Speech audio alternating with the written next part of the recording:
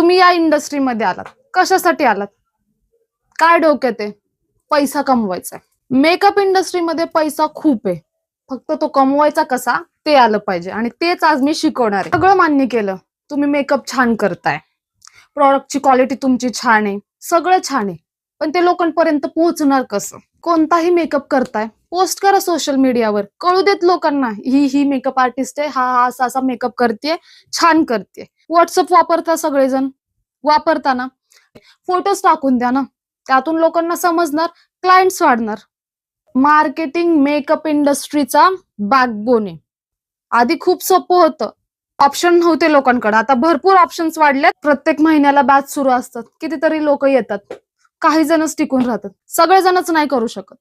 माझं काम काय, मी तुम्हाला भरपूर शिकवणार आहे. कस्टमरला काय पाहिजे? क्वालिटी पाहिजे, आणि तीच आपण त्यांना द्यायची. तुमचं प्रोडक्ट, तुमची सर्व्हिस कितीही चांगली असू देत, जर ते तुम्हाला विकता आलं नाही तर त्याचा काहीच उपयोग नाही, ते शून्यात जमा आहे. कस्टमर येत आहेत, तुम्ही त्यांचा मेकअप करताय, घ्या ना फोटो. ते नको म्हणणार आहेत का? घ्या फोटो, टाका तुमच्या सोशल मीडियावर, कस्टमर अट्रॅक्ट होणार आहे, पैसा वाढणार आहे. हे सगळं करा ना. क्लास करायचा म्हणून नाही करायचा, तर आपल्याला याच्यात काहीतरी करिअर करायचंय म्हणून करायचंय. Marketing, colour theory, hairstyle, sari draping मी सगळं शिकवणार आहे. जर चांगला पैसा कमवायचा असेल तर चांगल्या व्हॅनिटीमध्ये इन्व्हेस्ट करावं लागेल.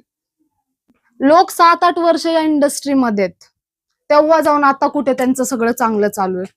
त्यामुळे हे डोक्यात घेऊन नाही चालायचं की लगेच होईल, क्लास झालं क्लायंट्स येतील, असं नाही होणार.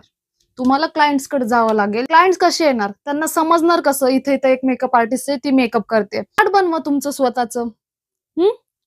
कितीतरी ऍप्स आहेत, बनवा स्वतःचं कार्ड, टाका हे पॅकेजेस आम्ही करून देतो. जेव्हा मी बोलते तेव्हा तुम्ही रिलेट करू शकता का? कारण मी चांगलं बोलते, हे तुम्हाला पण जमलं पाहिजे. स्वप्न मोठी बघा,